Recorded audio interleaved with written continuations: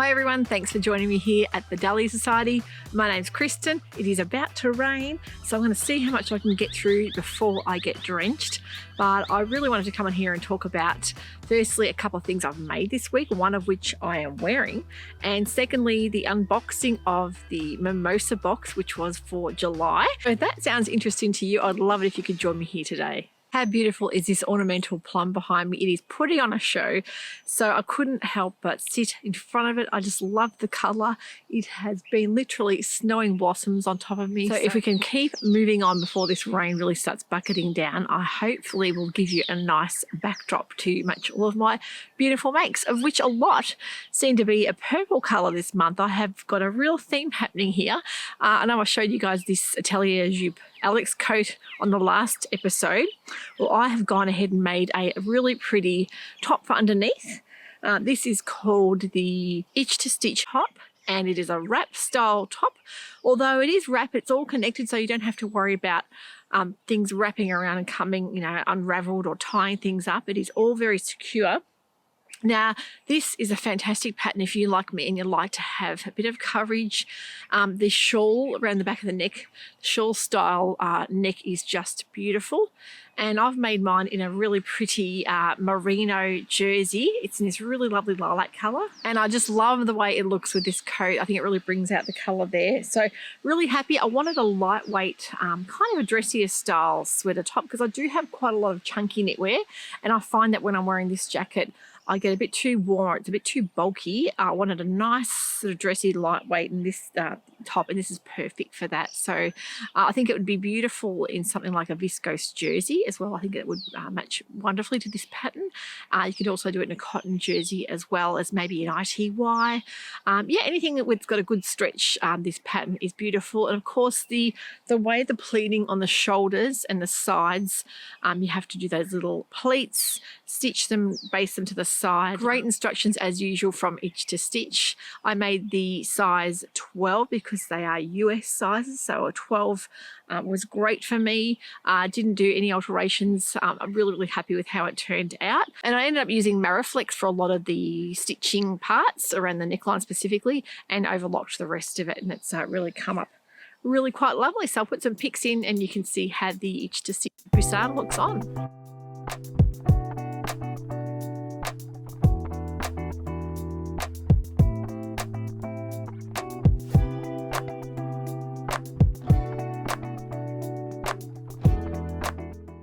Itch to Stitch patterns, I am an affiliate. I have got the pattern linked in the description box below. It does help support the channel. They do have a fantastic variety of top patterns I've found, and also you've got cup sizes as well in a lot of the patterns. So this size range goes from up to a 40, 00 to 40, so a really good size range there. But really happy with this. It definitely would make another one in the future. I love the pattern. It reminded me very much of the Wardrobe by Me Miri dress, just in regards to the way the neck and the wrap was constructed, and that is a very favorite dress pattern of mine because I love the way the high up kind of wrap detail feature with the nice rouging and pleating, especially if you're wanting something just a little bit dressier than a regular sweater style top. I think the wrap has a really lovely flattering shape, and also the way that the rouging wraps around it does help kind of disguise the eye a little bit if you're wanting to hide bits and pieces, which for me at the moment, I don't really know whether I'm bothering trying to hide things anymore. I am what I am. And as I say, most women my age, the waistline starts disappearing. So it is nice to have something to accentuate a bit of shape there. If you're like me, you're used to hiding under, loose fitting drapier clothes. It's really different when you see yourself in something more shaped. But I really love it under the jacket, and it's definitely one that I would make again. So another make that I've just whipped up this weekend, I've actually worn it yesterday, already got it dirty, so I couldn't actually wear it today, but love it so much. I popped it over on Instagram and I got a lot of love on there. I think the thing that stood out to me with this was the kind of clean lines, and that I'd say they're the kind of unique or Scandi styled. And this is a pattern that the lovely Polly from the Sewing Edit had told me about last year and said how much she loved it. It is a beautiful sweater called the Talviki sweater by Named Clothing. These are still available in the store, but I've got to say I absolutely love it. She was spot on correct with how beautifully it fits, especially the really unusual neck, funnel neck. It has these really lovely darts on the front and the back that create a lovely shape. So simple to make. It has got a neck facing on the inside, but it's knit, so it's really, really easy to make. I love the side splits. I think the actual pattern itself is just so wonderfully drafted and it really fit me quite well. I made the size large. I'm really glad I didn't make it any bigger because it would have been massive. The sleeves, of course, I always take length out of the sleeve, but the suggested fabrics of this are anything with a 40% stretch. So sweatshirting's great, boucle, lightweight neoprene. I think even a ponte would be fabulous. And I really would love to make a ponte one next. And maybe just a long line tube skirt to go with it because I think it'd be really, really wonderful. But the pattern itself is just so lovely, so wonderfully drafted. I made it with the cotton quilted sweatshirting that I have in the store in that lovely soft pink. And it's a fabulous top. So I'll put some pics up so you can see the Talviki.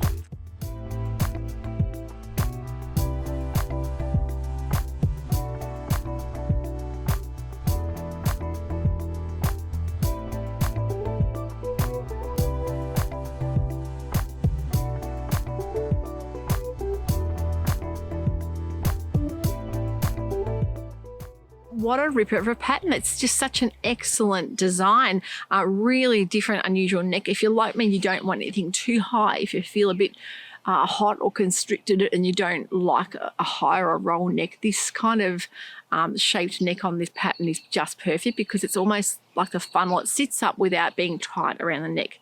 And the darts just give you a really, really beautiful shape. So I could definitely see more of those in the future. I really, really love it. I didn't bother putting the fusible interfacing on because the fabric itself is quite structured that I use. It's got a good stretch, but I just didn't feel that it needed it. But really, really great pattern. Of course, Named Clothing patterns are always wonderfully drafted. They look great on the body. Now, moving on to the unboxing, of course, the Midday Mimosa was our mod theme box for July.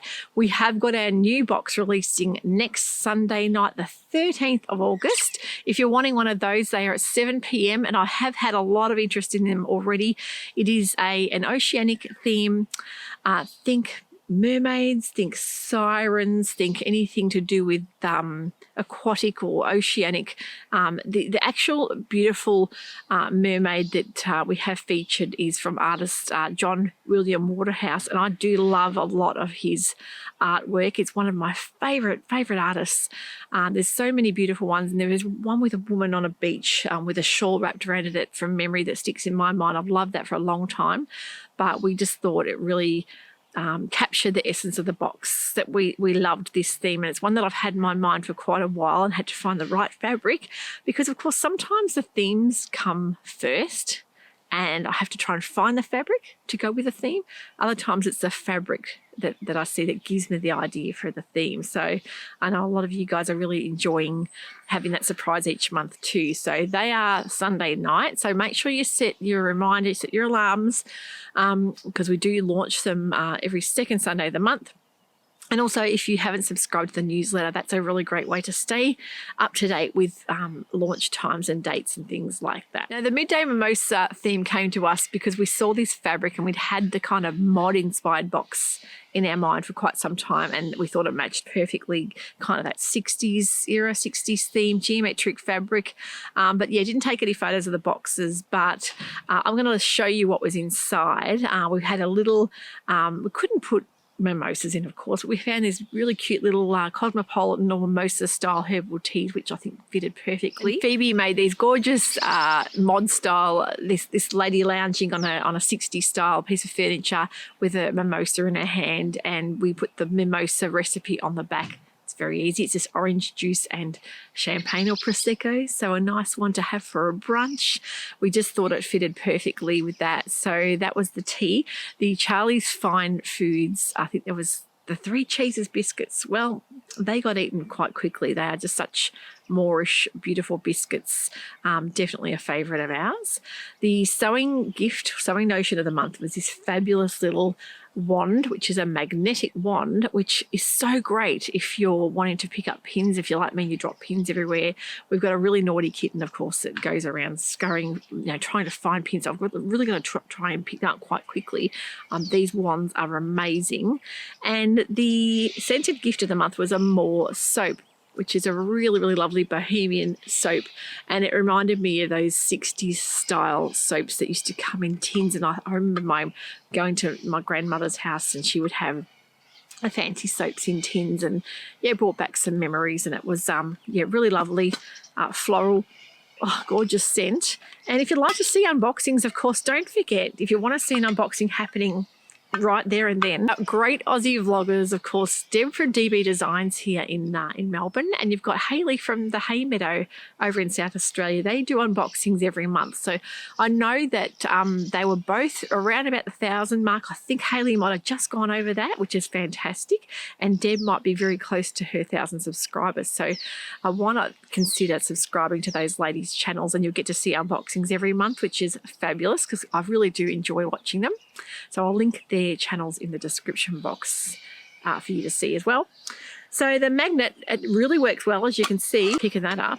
So you can imagine, your pins, how much it's going to pick up off the floor when you're losing a lot of those. So that is fabulous. And as for the featured pattern of the month, we went with the Sew to Grow Lanty dress. And of course, this is the fabric. It is an amazing viscose crepe.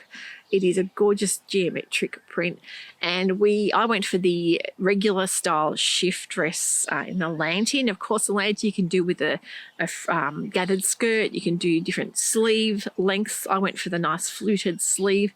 It's a really simple little pattern. It's just got your little darts on the side. It's just a fabulous little dress for showcasing a nice print. You've got your face neckline, and I have used one of Lindsay's tags, "I rock this frock," which I think match perfectly. I put a little tortoiseshell button on the back of mine. But I love this. I think it really is just such a simple design. It's quite a neat fitting dress. That was a 14. That fitted really well. Just past the knee, great with a little pair of boots. I can imagine a pair of go-go boots would have been perfect with that style, that era. But really, really happy with this dress. I'm going to pop some pics in so you can see what you think.